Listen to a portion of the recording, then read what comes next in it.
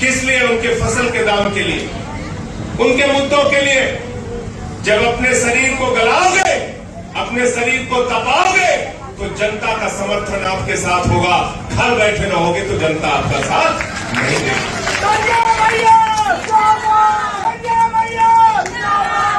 और याद कर लेना आप लोग, पार्लियामेंट के अंदर देश का गृह मंत्री अमित शाह उत्तर प्रदेश का मजाक उड़ा रहा था।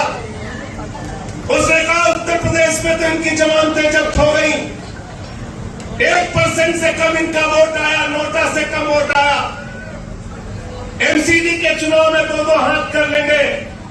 तो मैंने उसी पार्लियामेंट में कहा था, तुम्हारी तो 40 साल तक केरल, तमिलनाडु, आंध्र प्रदेश और तमाम राज्यों में जमानतें जब्त हुई हैं।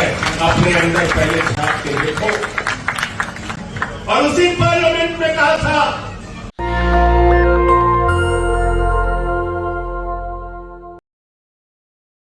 उसको स्वीकार कीजिए, जनता के बीच में रहिए, जनता के लिए लड़ाई लड़िए, जनता के लिए मेहनत करिए और जनता आपको एक दिन परिणाम जरूर देगी।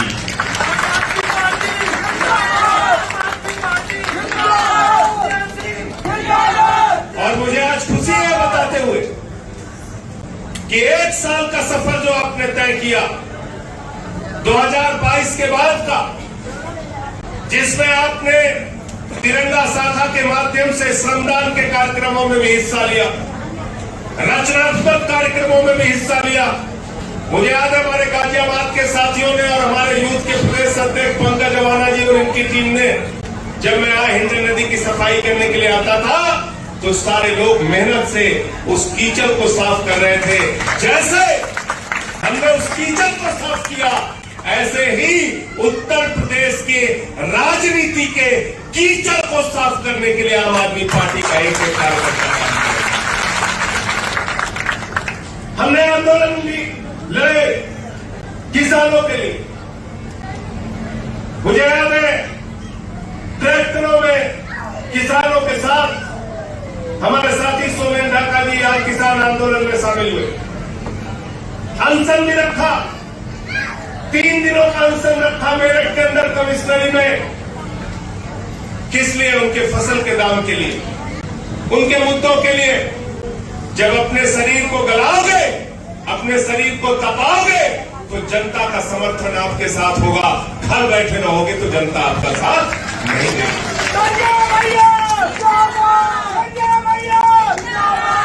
और याद कर लेना आप लोग, पार्लियामेंट के अंदर देश का गृह मंत्री अमित शाह उत्तर प्रदेश का मजाक उड़ा रहा था। उसने कहा उत्तर प्रदेश में तो इनकी जमानतें जब्त हो गई, 1% से कम इनका वोट आया, नोटा से कम वोट आया, एमसीडी के चुनाव में 2-2 हाथ कर लेंगे। तो मैंने उसी पार्लियामेंट में कहा था, तुम्हारी तो 40 साल तक केरल, तमिलनाडु, आंध्र प्रदेश और तमाम राज्यों में जमानतें जब्त हुई हैं। अपने अंदर पहले झांक के देखो। और उसी पार्लियामेंट में कहा था, जहां अमित शाह ने कहा था एमसीडी में 2-2 हाथ कर लेंगे, मैंने कहा था हिम्मत है तो जल्दी चुनाव कराओ, लेकिन जब भी चुनाव कराओगे तुमको दिल्ली की जनता हराने का काम करेगी। दिल्ली में भी एमसीडी के अंदर झाड़ू करेगी। 15 साल से बीजेपी यहां बैठी थी और भाजपा क्या कहते थे? कहते थे हमें एक ही कष्ट है। तो हम पूछते थे कि क्या तकलीफ है? तो कहते थे कांग्रेस थी 2013 में, केजरीवाल जी ने उनको हरा दिया। फिर 2015 में आम आदमी पार्टी जीत गई। फिर 2020 में आम आदमी पार्टी जीत गई। जहां पहले बीजेपी थी, आज तक कभी आम आदमी पार्टी वालों ने हमको हराया नहीं। हमने कहा तुम्हारी इस बीमारी का इलाज एमसीडी के चुनाव में करेंगे। 15 साल से जहां भाजपाई बैठे थे, झाड़ू मार मार के दिल्ली की जनता ने उनको बाहर कर दिया। 15 साल से बैठे हुए कबाड़ा कर दिया था एमसीडी का, लूट लूट के, बेईमानी करके, भ्रष्टाचार करके। और उत्तर प्रदेश के अंदर जो आपको मजाक उड़ा रहे थे कि 1% से कम वोट मिला, जो आपको मजाक उड़ा रहे थे कि आम आदमी पार्टी वालों को वोट नहीं मिला, मैं धन्यवाद देना चाहता हूं आम आदमी पार्टी के कार्यकर्ताओं को। लेकिन धन्यवाद दे रहा हूं तो इस शर्त के साथ कि लड़ाई यहां रुकनी नहीं चाहिए, आगे भी बढ़नी चाहिए। 1 साल आपने मेहनत की तो उत्तर प्रदेश की जनता ने आपको 10 चेयरमैन जिता के दिए। 10 चेयरमैन जिता के दिए। 150 के करीब पार्षद और सभासद जिता के दिए। जिस गाजियाबाद में पिछले नगर निगम के चुनाव में आपको 10,000 वोट मिला था, इस बार के चुनाव में कितना मिला? 22,500 वोट। जिस गाजियाबाद में हमारी 0 सीट पार्षद में आई थी, इस बार कितनी सीट आई? 3 पार्षद की सीट आई। तो इसलिए मैं आपसे कहना चाहता हूं, ये मेहनत यहीं पर रोकना नहीं। 27 में झाड़ू मार मार के बीजेपी को भी यहां से हटाना है। 27 में झाड़ू मार के बीजेपी की गंदगी को भी यहां से साफ करना है। और साथियों और दोस्तों, ऐसी सीटें हम लोग जीते इस बार, अप्रत्याशित, जिसके बारे में कोई सोच नहीं सकता। रामपुर में लोग कहते थे आजम खान साहब का सूरज नहीं डूबता। उस रामपुर के अंदर एक मामून शाह, वहां के हमारे साथी, उनकी पत्नी को वहां चुनाव लड़ाया गया। 2 दिन पहले ही शादी हुई थी।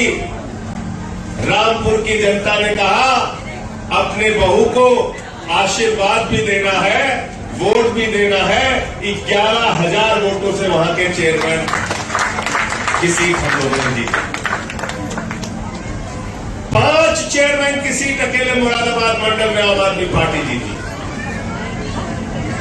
नोएडा में चेची जी, वहां से इनकी पत्नी चुनाव लड़ रही थी, संजय चेची की, वो चुनाव जीती है।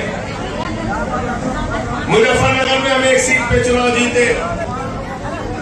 तो ऐसे कारवां आम आदमी पार्टी का बढ़ रहा है। अब आपको क्या करना है आगे, वो थोड़ी बात आपसे करना चाहूंगा। सभाजीत जी ने आपको बताया कितने ब्लॉक हैं, कितनी विधानसभाएं हैं। 403 हमारी विधानसभा है।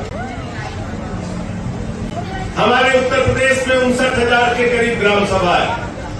क्यों मैं गलत तो नहीं कह रहा हूं? 68-69 विनय पटेल जी बताएंगे कितनी ग्राम सभा है। 57,000 ग्राम सभा है पूरे उत्तर प्रदेश में। 403 विधानसभा है। 850 के करीब ब्लॉक होगा। 823 ब्लॉक है। 823 ब्लॉक, 57,000 के करीब ग्राम सभाएं और 403 हमारी विधानसभा, 75 हमारे जिला के। अब आपको करना क्या है? जिला की कमेटियां बन रही हैं, उसमें थोड़ा सक्रिय लोगों को शामिल कीजिए। जो जिला की कमेटी का पदाधिकारी बने, उसको भी कुछ समय बाद लगता है कि मैं जिला सचिव बन गया, हमसे कुछ पार्टी काम तो कहती नहीं। नितिन भाई और सुमेन भाई का विशेष तौर से इस बारे में ध्यान चाहूंगा, और जो भी हमारे प्रभारी हैं जिलों के और जिलाध्यक्ष हैं, कि भाई वो कहते हैं हमें आपने जिला सचिव बना लिया, जिला उपाध्यक्ष बना लिया, संगठन का मंत्री बना लिया, कोषाध्यक्ष बना लिया, काम तो हमारे पास कुछ है नहीं। तो जिला कार्यकारिणी के पदाधिकारी बन के आराम से बैठे रहते। जब कभी आपने किसी प्रदर्शन में उनको बड़ा जोर दे के बुलाया तो आकर अपनी रस्म अदायगी पूरी कर देते हैं। इस बार कृपा करके ऐसा मत कीजिए। जिसको भी जिला कार्यकारिणी में जगह दीजिए, उसको कोई न कोई वार्ड, कोई न कोई विधानसभा, कोई न कोई काम जरूर दीजिए और उसकी रिपोर्टिंग कीजिए हर महीने उसकी रिपोर्टिंग कीजिए कि जो विधानसभा आपने अपने जिला सचिव या उपाध्यक्ष को दिए वहां जाता है कि नहीं जाता, वहां जाके मीटिंग करता है कि नहीं करता, वहां जाके संगठन बनाता है कि नहीं बनाता। क्योंकि अगर हम सालों साल सिर्फ संगठन बनाने में लगा देंगे तब तो फिर आपका काम आगे बढ़ने वाला नहीं। फिर तो जिन लोगों से हम लड़ना चाहते हैं उनसे नहीं लड़ पाएंगे, क्योंकि आपको बीजेपी की शक्ति समझनी पड़ेगी, आरएसएस की शक्ति समझनी पड़ेगी। ये महा झूठे लोग हैं, लेकिन बावजूद इसके अपना झूठ फैलाने के लिए गांव गांव में संगठन बना दिया है। तो आप अपना झूठ फैलाने के लिए एक तरफ बीजेपी का संगठन है, आरएसएस का संगठन है, दूसरी तरफ अपना सच फैलाने के लिए आम आदमी पार्टी का संगठन होना चाहिए कि नहीं होना चाहिए? तो पहली तो जिला कार्यकारिणी की यह शर्त हो गई कि आप ऐसे लोगों को बनाइए जो विधानसभाओं में जाकर, वार्डों में जाकर काम करें। उसके बाद विधानसभा की कमेटियां बनाइए। विधानसभा की कमेटियों में भी ऐसे लोगों को बनाइए जिनको उनकी विधानसभा के एक ब्लॉक की जिम्मेदारी, किसी न्याय पंचायत की जिम्मेदारी, कोई कस्बा उनकी विधानसभा में आता है तो उस शहर और कस्बे की जिम्मेदारी दे दी। लिखते जाइएगा कोई भाई, मेरी जो बात आ रही है उसको चाहे नोट करते जाइए, चाहे बाद में सुन के। तो किसी न किसी कस्बे के, किसी न किसी न्याय पंचायत की ग्राम सभाओं के गठन की जिम्मेदारी उनको दीजिए। विधानसभा की कमेटी बनाइए, उसके नीचे फिर ब्लॉक की कमेटी बनाइए। ब्लॉक की कमेटी में भी आपको ऐसे पदाधिकारियों को रखना है जो लोग आपको गांवों में कमेटियां बनाकर दें। ब्लॉक के नीचे ग्राम सभा आ गई। ग्राम सभा की जो कमेटियां बनेंगी उसमें अध्यक्ष, उपाध्यक्ष, महामंत्री 10-11 लोगों की आपकी कमेटी होगी। ग्राम सभा की कमेटी में शुरुआती तौर पे मान लीजिए आपको किसी गांव में कोई नहीं मिलता तो कम से कम एक अध्यक्ष और एक महामंत्री, 2 लोगों को तो जरूर आप नाम दीजिए, 2 लोगों का नाम जरूर दीजिए आपको। इसके बाद ये टारगेट हमारा 3 महीने का है। 15 अक्टूबर तक ये सारे काम हमको करना है। उत्तर प्रदेश के 57,000 ग्राम सभाओं में आम आदमी पार्टी का संगठन होना चाहिए। तैयार हो उसके लिए? हाथ उठा के बताओ, हाथ उठा के बताइए। सारे ब्लॉक की कमेटियां, विधानसभा की कमेटियां और ग्राम सभा की कमेटियां हमारी बननी चाहिए। हमारे साथी कई बार कहते हैं संजय भैया आप कार्यक्रम लगा देते हैं, हमारा संगठन का काम रुक जाता है। ये गलत बात है। ये बुनियादी तौर पे मैं झूठे शब्द का तो इस्तेमाल नहीं करूंगा, लेकिन मैं ये कहूंगा कि काम से भागने की योजना है। जब आप संगठन का निर्माण करते हो तो उसके साथ साथ आपकी चर्चा भी जिले में, प्रदेश में, विधानसभा में, गांवों में होनी चाहिए। और जब तक आप संघर्ष नहीं करेंगे अपना संगठन कभी नहीं बना पाएंगे। इसको लिखकर कहीं अपने जेब में डाल देना। संघर्ष करोगे तब संगठन बनेगा। अगर गांव के मुद्दे उठाओगे तब संगठन बनेगा, विधानसभा के मुद्दे उठाओगे तब संगठन बनेगा, शहरों के मुद्दे उठाओगे तब संगठन बनेगा, वार्डों के मुद्दे उठाओगे तब संगठन बनेगा, योगी बाबा के भ्रष्टाचार के मुद्दे उठाओगे, इस सरकार के खिलाफ मुद्दे उठाओगे तब संगठन बनेगा, मोदी की तानाशाही के खिलाफ लड़ोगे तब संगठन बनेगा। संघर्ष और संगठन दोनों एक साथ चलेगा, इसकी कहीं अपने दिमाग में। गलत तो नहीं कह रहा हूं?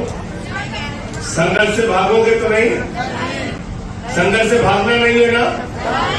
तो ये बहाने मत किया करो कि क्या बताया हम तो बहुत बड़ा संगठन बना देते, लेकिन ये नितिन त्यागी रोज प्रदर्शन लगाए रहते। तो प्रदर्शन तो करना पड़ेगा, आंदोलन तो करना पड़ेगा आपको। आंदोलन से भागो मत। है तो 800 के लगभग सांसद दोनों सदनों में मिलाकर। आपके इस भाई को कई बार घसीट के बाहर किया गया, सस्पेंड किया गया। कई बार सदन में भाजपाइयों से तू-तू मैं भी हुई। कई बार प्रधानमंत्री सामने थे, उनके सामने मैं नारे लगा रहा था, मोदी अडानी भाई भाई देश बेच के खाई मलाई। कई बार अमित शाह सामने थे तो उनसे तू-तू मैं हुई। लेकिन इस बात की चिंता और परवाह किए बगैर भाजपाइयों के आंख में आंख मिलाकर उनसे लड़ता रहा। और आज अगर आप विपक्ष की पार्टियों के बारे में सदन में पूछेंगे तो आम आदमी पार्टी का नाम हर व्यक्ति सम्मान से लेता है कि भाई जनता की आवाज को उठाने का काम आम आदमी पार्टी वाले करते हैं। गलत तो नहीं कह रहा। ऐसे ही आपको जिले का नेता बनना है, अपनी विधानसभा का नेता बनना है, अपने ब्लॉक का नेता बनना है, अपने वार्ड का नेता बनना है, अपनी ग्राम सभा का नेता बनना है।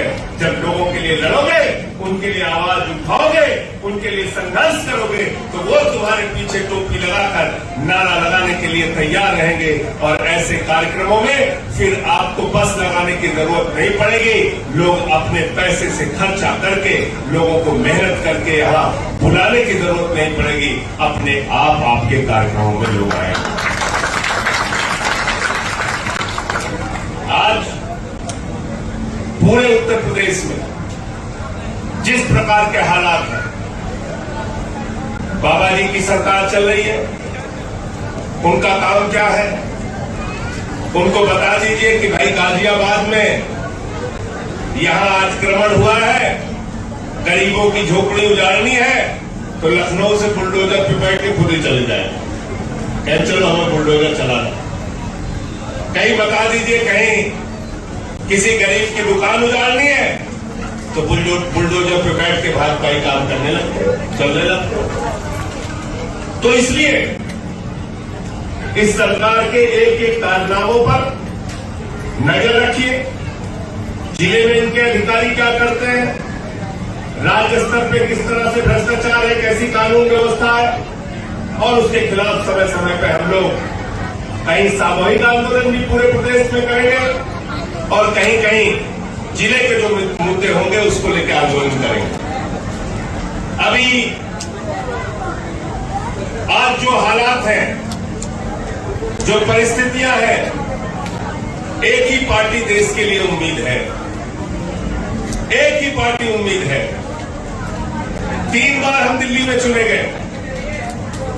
अभी हमारे साथी संजय जी पूछ रहे थे, 3 बार हम जरूर चुने गए वहां, लेकिन काम के आधार पर चुने गए, जाति धर्म के आधार पर नहीं, लोगों के बीच में नफरत फैला के नहीं, समाज को बांट के नहीं। केजरीवाल जी चुनाव में जाते हैं तो भारत के पहले मुख्यमंत्री अरविंद केजरीवाल 15 से 20 तक मुख्यमंत्री रहे। 20 के चुनाव में गए तो चुनाव के प्रचार की शुरुआत की, प्रेस कॉन्फ्रेंस में दिल्ली की जनता से हाथ जोड़कर कहा 5 साल तक काम किया है, तब केजरीवाल को वोट देना, वरना वोट मत देना। ये साहस उसी व्यक्ति में होगा जो जनता के लिए काम करेगा। शिक्षा के क्षेत्र में, बिजली के क्षेत्र में, पानी के क्षेत्र में, तीर्थ यात्रा बुजुर्गों के लिए, विधवाओं की पेंशन 2 गुना, बुजुर्गों की पेंशन 2 गुना, इतने सारे काम किए। आज भाजपाइयों को कोई मुद्दा हमारे खिलाफ नहीं मिलता। क्या कहते हैं? कहते हैं सब कुछ free free free free Kejriwal ji कर रहे हैं।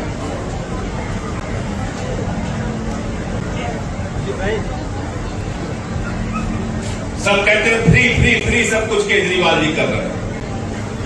अरे भाई, केजरीवाल जी जनता के टैक्स का पैसा इकट्ठा करते हैं।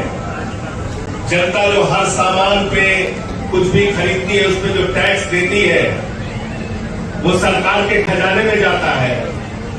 तो केजरीवाल जी को क्या करना चाहिए बताइए? 2 तरह की अर्थव्यवस्था है। एक अर्थव्यवस्था है केजरीवाल जी की और दूसरी अर्थव्यवस्था है नरेंद्र मोदी जी। केजरीवाल जी टैक्स का पैसा इकट्ठा करते हैं तो कहते हैं हम दिल्ली की जनता को बिजली फ्री देंगे। कहते हैं हिंदुस्तान की आजादी के बाद पहले मुख्यमंत्री बने केजरीवाल, जिन्होंने कहा गरीब के घर में रोशनी तो होनी चाहिए, लेकिन उस रोशनी की कोई कीमत। कहते हैं मोहल्ला क्लिनिक बनाएंगे, मोहल्ला क्लिनिक में दवाइयां फ्री होंगी, अल्ट्रासाउंड फ्री होगा।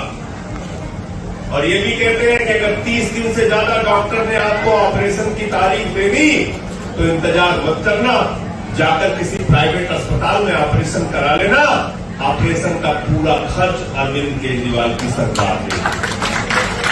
मैं गया था नितिन त्यागी के प्रचार में, बीच से एक लड़का खड़ा हो गया और रोकर कहने लगा, नितिन त्यागी जी ने हमारा इलाज कराया, एक्सीडेंटल स्कीम में इलाज कराया, सड़क पर मेरा एक्सीडेंट हो गया था, मुझे कोई पूछने वाला नहीं था।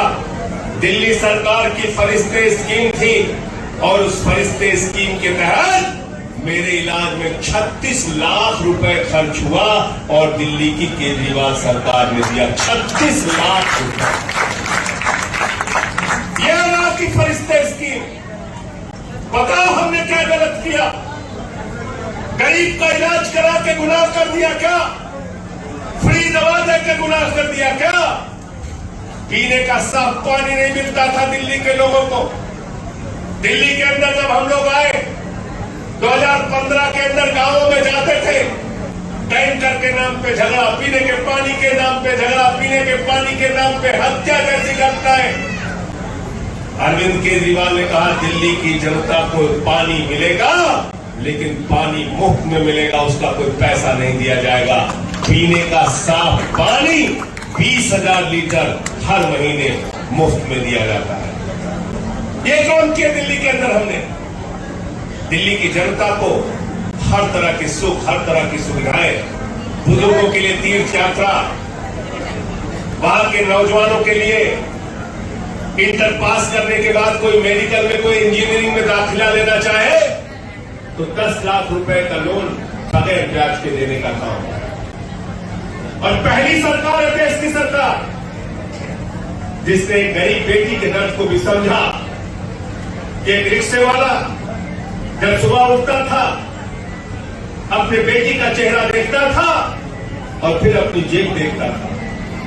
उसकी अगर 2 बेटियां कॉलेज जाना चाहे तो उसको 100 रुपए रोज अपनी बेटी को जाने के लिए, कॉलेज से आने जाने के लिए देना पड़ता था। इस दर्द को अरविंद केजरीवाल ने महसूस किया।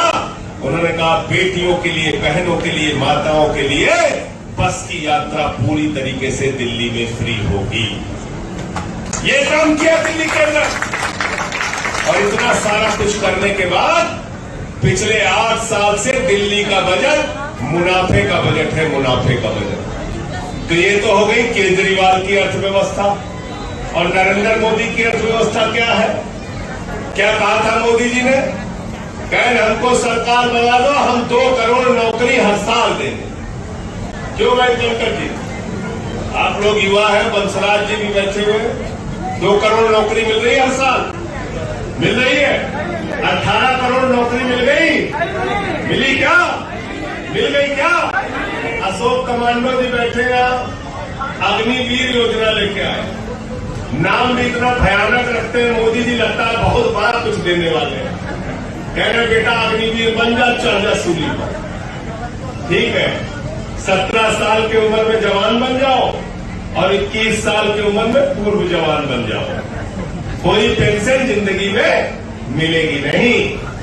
जाकर -50 डिग्री टेम्परेचर में सियाचिन के अंदर और +50 डिग्री टेम्परेचर में जैसलमेर के अंदर अग्निवीर बन के जाके देश की सेवा करो, अपनी जान दे दो, लेकिन तुम्हारे परिवार को और तुमको कोई पेंशन नहीं मिलेगी। ये है मोदी जी की अग्निवीर योजना। 6 महीने की ट्रेनिंग करके जाके युद्ध लड़ जाओ, आपकी जान बचे न बचे कोई चिंता नहीं नरेंद्र मोदी जी को। तो ये अग्निवीर योजना लाकर भारत की सेना के साथ और इस देश के नौजवानों के साथ नरेंद्र मोदी जी की सरकार ने गद्दारी करने का काम किया है, गद्दारी करने। दूसरा, किसानों को बोले स्वामीनाथन आयोग की रिपोर्ट लागू करेंगे, किसान के फसल का दाम 2 गुना करेंगे। 9 साल सरकार के हो गए, किसान के फसल का दाम 2 गुना नहीं हुआ। जब भी उन्होंने दाम मांगा उनको लाठियां मिली, जब भी उन्होंने दाम मांगा उनको मुकदमे मिले, जब भी उन्होंने दाम मांगा उनको जेल मिले, जब भी उन्होंने दाम मांगा उनको गोलियां मिली। ये हो रहा है देश के किसानों के साथ। क्या कहा था माताओं बहनों को? बहुत हुई महंगाई की मार, अब की बार मोदी सरकार महंगाई से राहत देने का वादा किया था। क्या हालत है आज महंगाई की? पेट्रोल महंगा, डीजल महंगा, सरसों का तेल महंगा, दवा महंगी, कैंसर की दवा महंगी, किडनी की दवा महंगी, टीबी की दवा महंगी, हार्ट की दवा महंगी, लहसुन महंगा, टमाटर महंगा, अदरक महंगा, सब कुछ महंगा। सस्ती है तो गरीब की जिंदगी और जान सस्ती है मोदी के राज में। महंगाई बढ़ गई आसमान पर।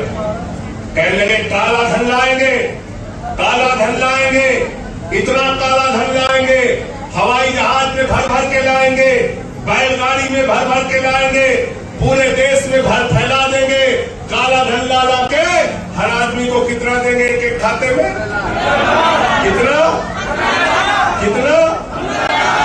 15 लाख। सभाजीत जी भी हिसाब लगा के बैठे थे, 60 लाख रुपए तो मिले।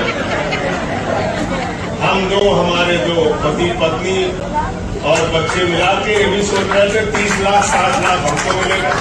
मैं भी सोच रहा था 60 लाख रुपए आएगा, हम दो हमारे दो। सब इंतजार कर रहे थे, नितिन त्यागी भी इंतजार में थे। 9 साल हो गया, सारे लोग 15 लाख तो नहीं मिला।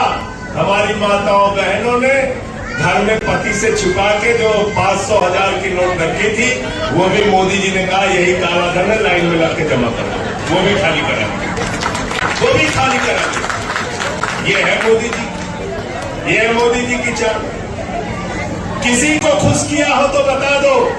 किसान को, नौजवान को, माताओं बहनों के लिए कोई काम इस देश के मजदूरों के लिए, किसी के लिए कोई काम किया हो तो बताओ। कोई काम नहीं किया। मुझसे पीछे से कोई कह रहा है आपको याद नहीं, बहुत काम किया।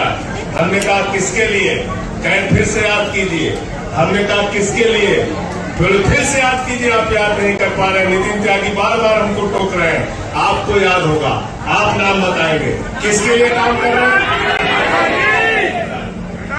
सबको पता है किसके लिए काम कर रहे हैं, किसके लिए काम कर रहे हैं। गाजियाबाद का नौजवान, बागपत का नौजवान, मेरठ का नौजवान, नोएडा का नौजवान सुबह 4 बजे उठ के 3-3 घंटे वर्जिश करेगा, मेहनत करेगा कि भारत की सेना में हम भर्ती होंगे। उसको तो 4 साल के लिए अग्निवीर बना के सूली पर चढ़ा दिया जाएगा। लेकिन नरेंद्र मोदी जी अडानी के लिए काम करते हैं तो दिन रात मेहनत करते हैं, 18-18 घंटे काम करते हैं। और अपने उस गुजराती दोस्त के लिए नरेंद्र मोदी जी ने कहा सब कुछ तेरा है। आकाश में चले जाओ तो हवाई जहाज अडानी का, जमीन पे आ जाओ तो एयरपोर्ट अडानी का, समुद्र में चले जाओ तो सीपोर्ट अडानी का, पाताल में चले जाओ तो कोयला अडानी का, गैस अडानी का, बिजली अडानी की, पानी अडानी का, सड़क अडानी की, सीमेंट अडानी की, स्टील अडानी की, सब कुछ अडानी के हवाले कर दिया। नरेंद्र मोदी जी इंडिया के नहीं, अडानी के प्रधानमंत्री हैं। अडानी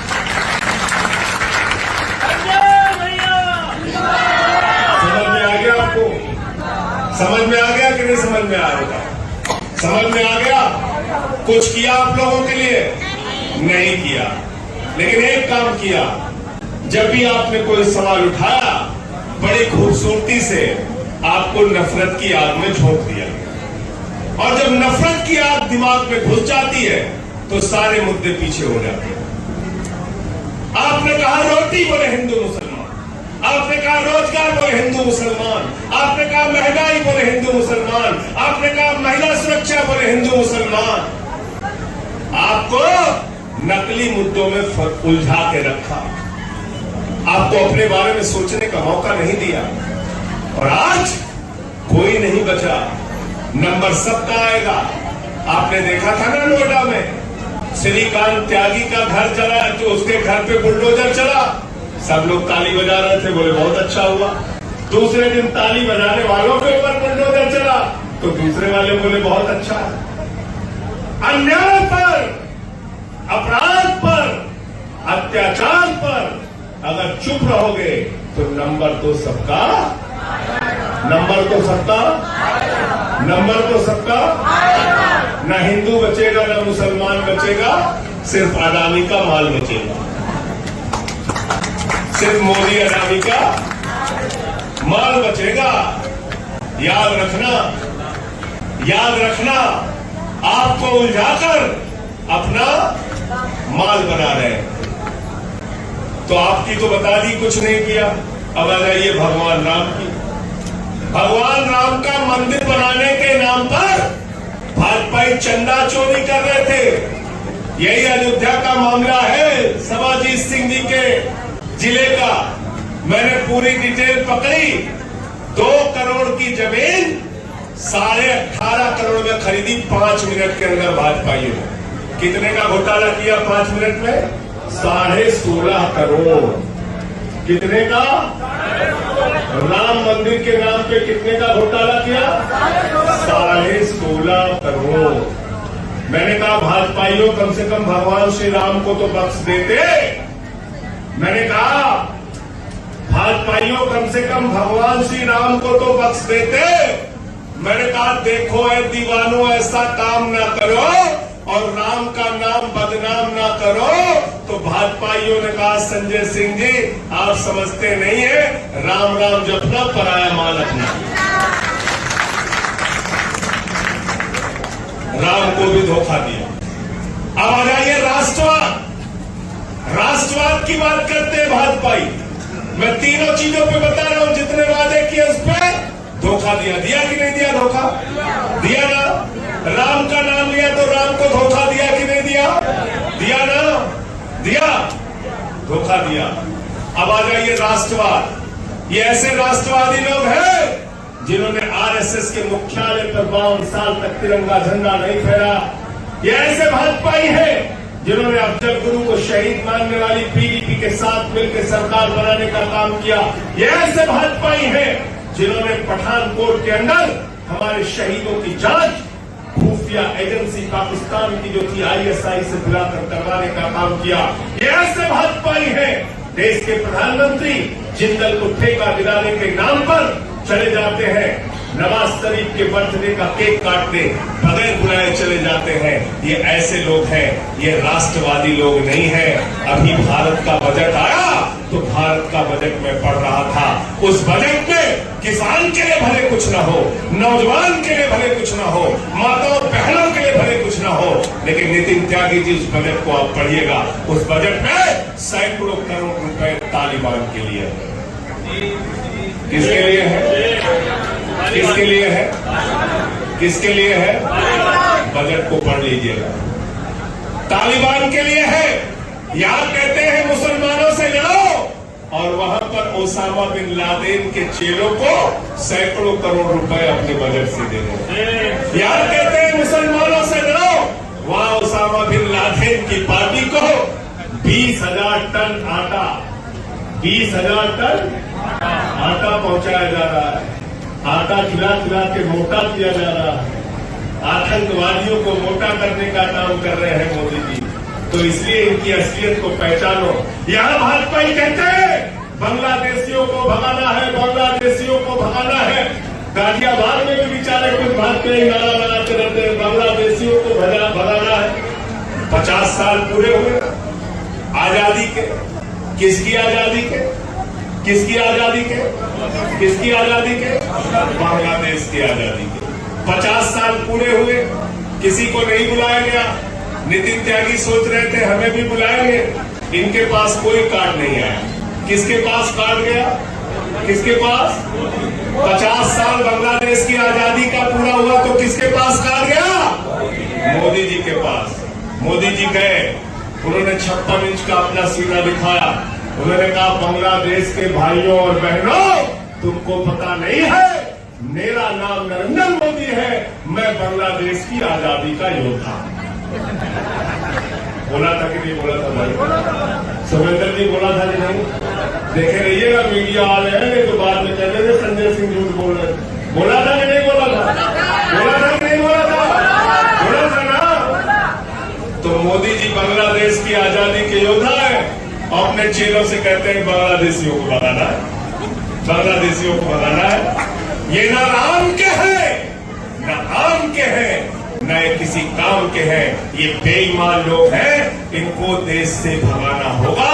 अगर अपने बच्चों की शांति चाहते हो, भारत माता की उन्नति चाहते हो, माता बहनों की सुरक्षा चाहते हो, इस देश की तरक्की चाहते हो, किसानों के चेहरे पर मुस्कान चाहते हो, नौजवानों के हाथ में रोजगार चाहते हो, तो इनको भगाओ, भगाओ और भगाओ इनको।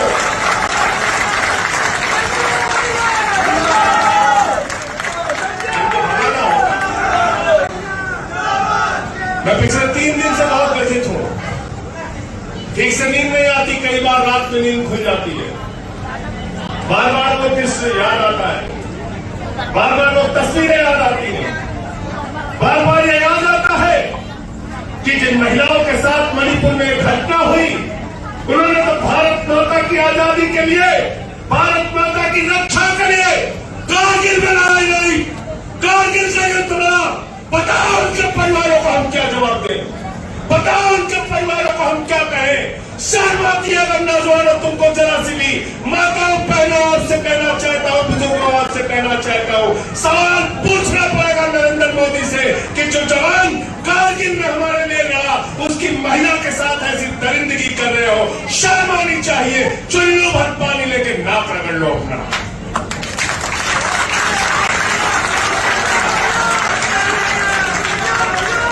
इसलिए आज पूरे प्रदेश में आम आदमी पार्टी का विरोध प्रदर्शन हो रहा है, लेकिन इसको यही रोकना नहीं है, इसमें और भी कार्यक्रम करना है। नीलम यादव जी यहां बैठी हमारी महिला शाखा के अध्यक्ष, हमारे व्यापार प्रकोष्ठ के अध्यक्ष छवि यादव जी हैं। अभी खेल प्रकोष्ठ का गठन कल हुआ, इनको भी जिम्मेदारी है।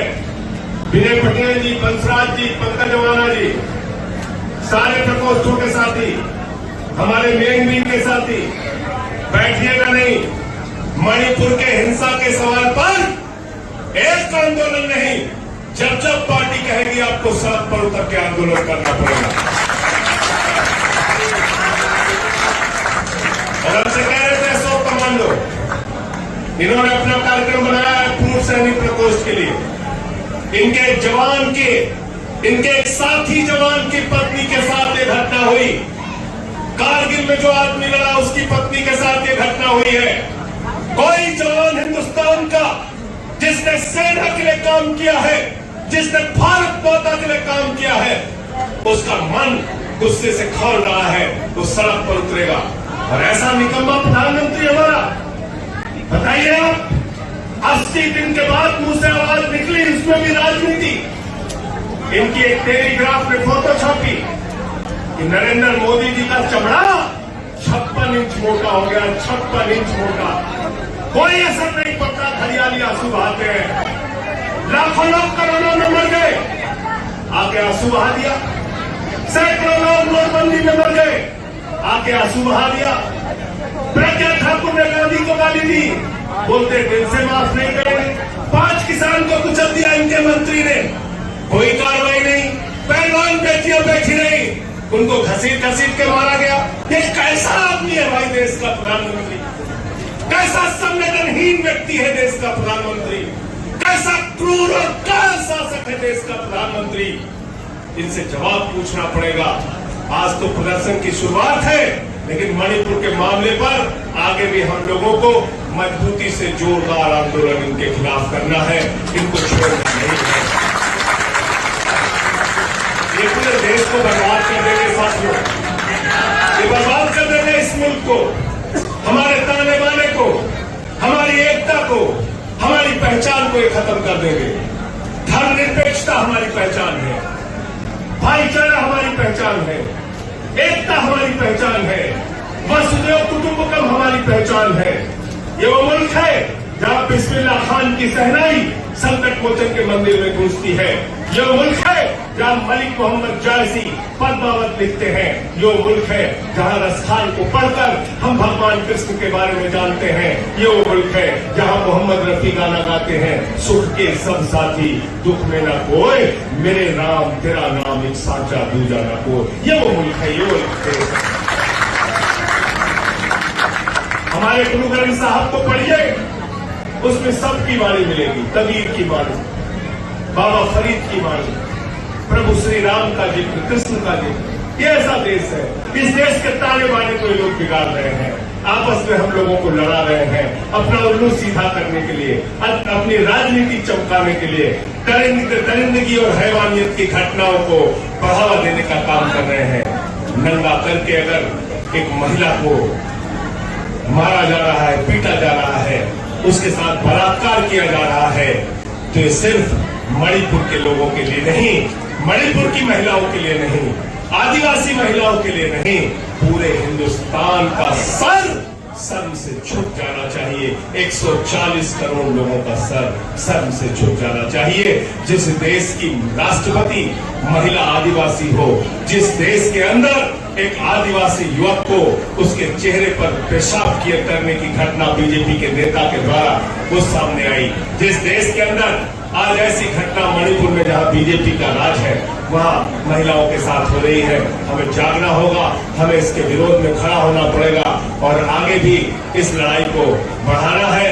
आज ये जो कांड हुआ है, इसने पूरी दुनिया में भारत को शर्मसार किया है। हम सब शर्मसार हुए हैं, हम सब शर्मिंदा है। भले ही हमारा प्रधानमंत्री निकम्मा हो, लेकिन हम लोग शर्मिंदा है इस घटना से और इसके खिलाफ आवाज उठानी पड़ेगी। संसद में भी उठाऊंगा और सड़क पर आप लोगों के साथ मिलकर उठाऊंगा। बहुत बहुत शुक्रिया, बहुत बहुत धन्यवाद। नेशनल दस्तक की आपसे गुजारिश है कि अगर इसको बचाना चाहते हैं तो नेशनल दस्तक को सब्सक्राइब करने के लिए रेड कलर के सब्सक्राइब बटन को दबाएं, फिर बेल आइकन की घंटी दबाएं। नेशनल दस्तक को बचाने के लिए बहुत जरूरी है कि हर खबर को शेयर करें, लाइक करें, कमेंट जरूर करें।